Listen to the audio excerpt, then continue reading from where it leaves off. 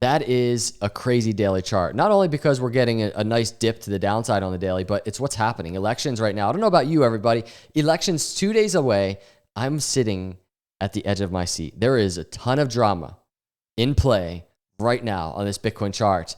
So in this video, I'm going to actually dig into the daily chart in 2012 election.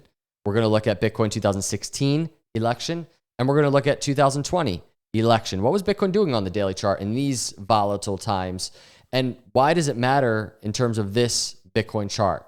So hit the subscribe and like on the way in, and let's discuss. Zoomed out, y'all know I've been talking about this. Many people have. Bitcoin after the elections, because you all know we're waiting, whether put aside elections, post Bitcoin halving, we're waiting for the parabolic bull run. This is what has happened every cycle. But on top of that, every cycle, every November 5th after the elections, Bitcoin has never gone lower than that moment every time. So it's very interesting to consider that when looking at the daily chart now, because here's where we are. We're between 68 and 69,000. The election, or November 5th, is right here on the chart. Where will the candle be? Right here. And the question is, will Bitcoin never go lower than that moment? Because that is what has happened every single time. That is something crazy to consider.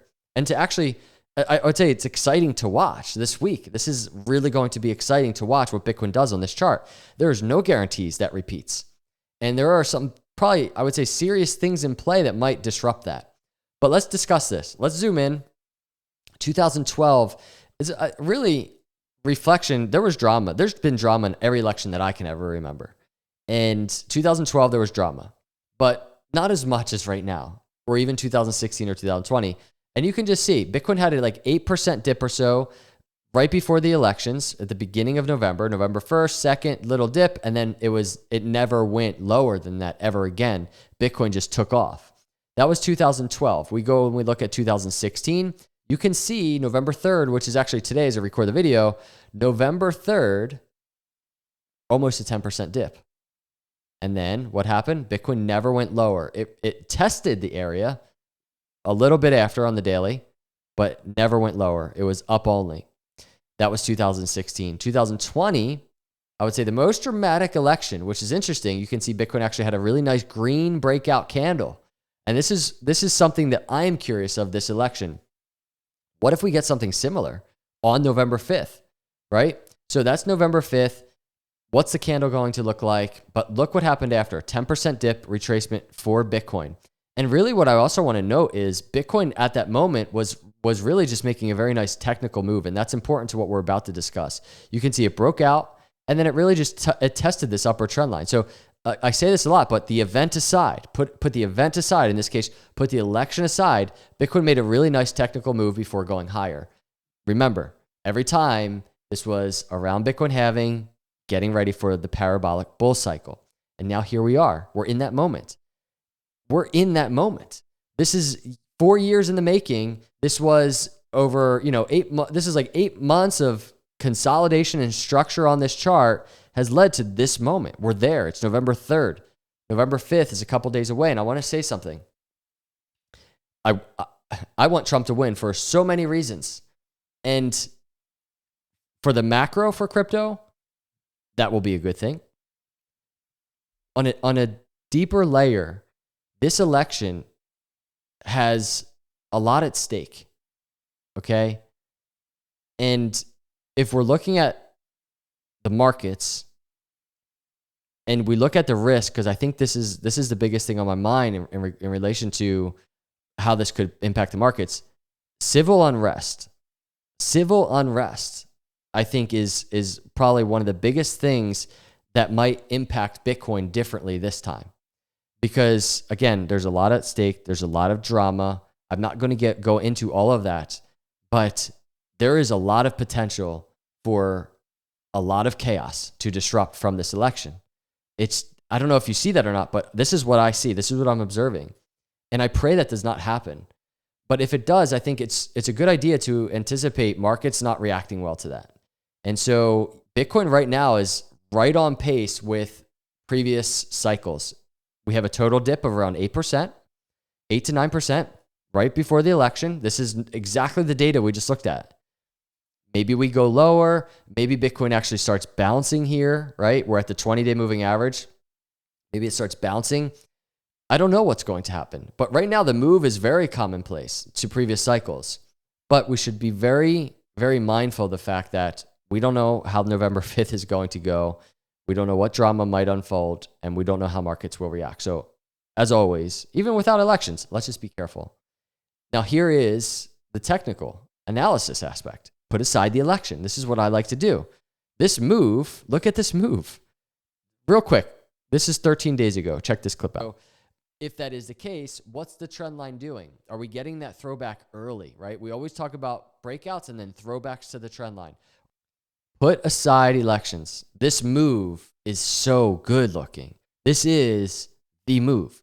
This is a technical analysis move that is playing out very nicely. And this is going to play into potential bullish confirmation that I'm going to discuss. But in the event, I just want to get this out of the way. In the event Bitcoin falls, right, and falls through support, this upper trend line that it's throwing back to right now, and notice, just such a nice bounce off of resistance, all-time high resistance, throwback to the trend line. We're in that hot zone we've been discussing. The throwback's in play. But if support falls, 20-day moving average falls, I mean, even look at this 20-day. If this plays out, look at that. And I think I even just saw one of these. Yeah, here's 2016 election. Look at the higher highs, higher lows above that 20-day moving average. And I don't know if the 2020 had that or not, but kind of, but not testing the 20-day as much as right now in 2016. But just look at that. If that plays out, that is very nice.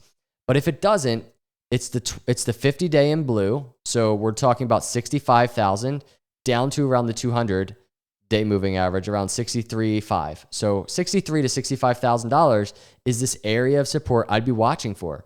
Now, is this going to be in reaction to, just a lot of fear in the markets? Bitcoin and crypto and even maybe traditional markets are falling and we end up in that area? I'm not sure. But I will be watching if Bitcoin falls to that area, what does it do? I think that is very important. If we go to the weekly chart and I zoom in, it's very important to notice the 20-week moving average. It is around 62.7. So it is just below this entire range that we just looked at. So that area down there is very important because, as you know, the 20-week moving average in terms of bull markets, that's the bull area. Higher highs and higher lows above that area is what we want to see. In bear markets, it's lower highs and lower lows below the 20-week, right? So here's the 20-week.